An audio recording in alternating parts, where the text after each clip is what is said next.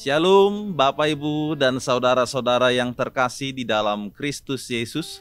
Selamat mensyukuri anugerah Tuhan di dalam kehidupan yang kita rasakan hingga pada pagi hari ini. Kita akan mendengarkan firman-Nya. Sebelumnya kita memuji Tuhan, kita bernyanyi.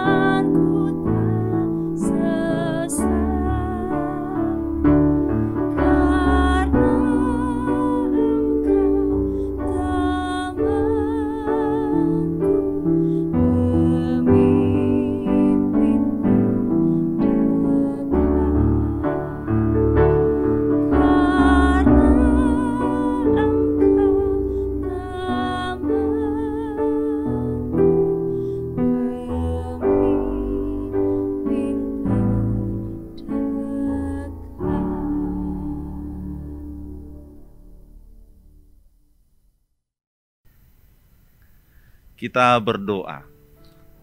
Kasih karunia dan damai sejahtera dari Allah Bapa dan dari anaknya Tuhan Yesus Kristus kiranya menyertai kita sekalian. Amin. Bapak Ibu saudara-saudara yang terkasih dalam Kristus Yesus, firman Tuhan kepada kita pada hari ini tertulis di dalam kitab Amsal pasal 24 ayat yang ke-10. Demikian bunyinya. Jika engkau tawar hati pada masa kesesakan, kecillah kekuatanmu. Adapun topik daripada renungan kita ialah jangan tawar hati. Sekali lagi, jangan tawar hati. Sahabat firman Tuhan yang terkasih, ungkapan tawar hati amat sering kita dengar. Tawar berarti tidak ada rasa, hambar, atau beku, dan lain sebagainya. Sehingga tawar hati, atau disebut juga dengan loose heart, atau di dalam bahasa Ibraninya disebut rafah, ini memberi arti kepada suatu keadaan yang gundah, suatu keadaan hidup yang tidak semangat, yang tidak ada kemauan, ketidakberdayaan diri, hingga bisa membawa kepada suatu keputusasaan. Maka tawar hati adalah sikap yang apatis. Tidak ada motivasi di dalam kehidupan, atau tidak antusias menjalani segala sesuatu. Jikalau hal ini terus-menerus dibiarkan, maka dia akan bisa berlanjut ke taraf yang lebih berat, seperti frustrasi, rasa kecewa, atau keadaan yang tidak bersemangat. Nah, Bapak Ibu, saudara-saudaraku yang terkasih, tawar hati ini boleh-boleh saja terjadi karena adanya masalah-masalah yang belum terselesaikan. Oleh karena kegagalan-kegagalan yang dialami. Boleh juga terjadi karena situasi sekitar yang tidak pas. Akhirnya kita lelah baik di dalam pikiran ataupun di dalam jiwa kita. Boleh-boleh juga itu terjadi karena adanya intimidasi dari berbagai pihak. Mungkin intimidasi, tekanan, tuntutan pekerjaan kita, Oleh karena target-target yang ada membuat kita menjadi tawar hati dan pusing dan lain sebagainya. Maka kini Amsal Salomo ini hendak membangkitkan semangat juang serta semangat hidup bagi anak-anak Tuhan di tengah-tengah realitas hidup yang kita hadapi dimanapun kita berada. Adapun realitas yang kita hadapi adalah tidak ada hidup tanpa masalah. Ini harus kita pahami. Tidak ada hidup yang mulus tanpa suatu keadaan yang harus berjuang. Bahkan banyak kondisi, banyak keadaan yang menimbulkan kesesakan di dalam dada, di dalam hati, atau bahkan sampai menusuk ke dalam jantung kita.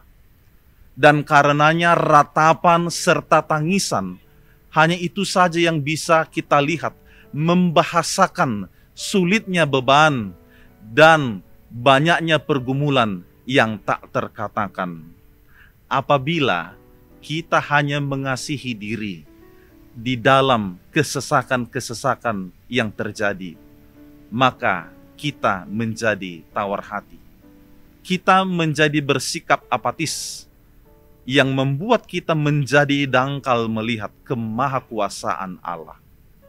Dan apabila kita telah tawar hati, maka iman, spirit kita pun akan lemah. Dikatakan tadi, kecillah kekuatanmu. Tidak akan ada lagi kerinduan kepada kita untuk berjumpa di dalam firman Tuhan.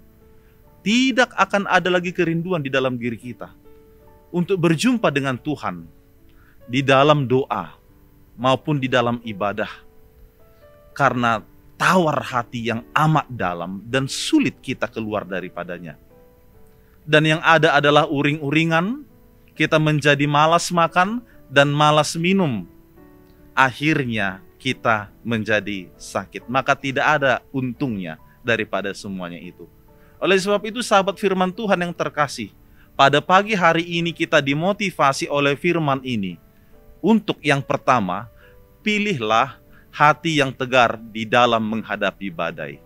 Mari kita lihat tokoh-tokoh Alkitab. Ayub, sang pejuang iman. Naomi, dan juga Ruth. Paulus, bahkan Yesus yang menghadapi segala kenyataan, realitas yang pahit sekalipun, namun pada akhirnya ditinggikan oleh Bapa. Inilah yang harus kita lihat. Menghadapi badai di dalam iman yang teguh. Sehingga inilah cara yang satu-satunya pertama sekali kita harus miliki. Yang kedua, bahwa mari kita melihat kesulitan sebagai latihan iman. Bila tawar hati pada masa kesesakan membuat kita lemah, membuat kita menjadi drop, membuat tenaga kita menjadi kecil, membawa kehancuran, dan sering berakhir kepada keputusasaan, itu berarti bahwa tawar hati bukan pilihan yang tepat.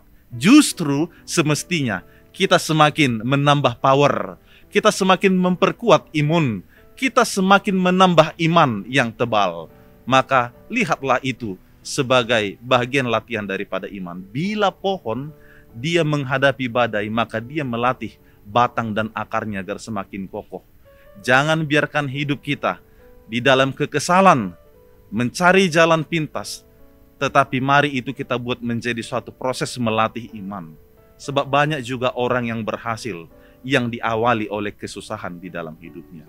Ketika kita gagal, hadapilah itu dengan sikap yang optimis, melihatnya, menganggap kegagalan itu sebagai suatu keberhasilan yang tertunda. Dan yang terakhir dikatakan, jangan takut atau jangan khawatir akan hari esok. Allah telah mengaruniakan Roh Kudus untuk membimbing kita. Artinya Allah bersifat kekal. Kuasa Allah tidak terbatas. Kehadirannya tidak dibatasi oleh ruang dan waktu. Maka mohonlah kekuatan dari Tuhan agar kita sanggup menghadapi segala sesuatu. Sebab Tuhanlah sumber kekuatan itu. Sekali lagi, jangan tawar hati. Jangan takut. Jangan khawatir akan hari esok, sebab di sana ada Tuhan bersama dengan kita. Amin, kita berdoa. Syukur kepadamu ya Tuhan Allah Bapa di surga atas kasih karunia-Mu di dalam hidup kami. Sehingga kami pada pagi hari ini kembali dapat menikmati anugerah-Mu, kehidupan, kesehatan yang Kau nyatakan kepada kami. Dan di dalam hati yang senantiasa rindu dan dekat kepada Tuhan, kami telah menerima firman-Mu. Firman-Mu memberikan semangat kepada kami, agar kami tidak tawar hati oleh karena berbagai situasi yang terjadi. Tetapi biarlah kami semakin mendekatkan diri kami kepada Tuhan. Semakin hidup dituntun oleh karena Roh-Mu. Sehingga semuanya itu membuat kami tegar, teguh di dalam iman, dan menang bersama Tuhan dalam segala kesulitan-kesulitan yang terjadi. Itulah permohonan kami. Maka kami yakin Engkau akan menyertai seluruh saudara-saudara kami yang mendengarkan renungan ini. Biarlah kehidupan mereka Engkau berkati setiap waktu dan Engkau jaga. Sebab Engkaulah yang senantiasa menyertai kami di setiap waktu. Terpujilah nama-Mu ya Allah Bapa kami di surga. Di dalam nama Yesus Kristus kami berdoa. Amin.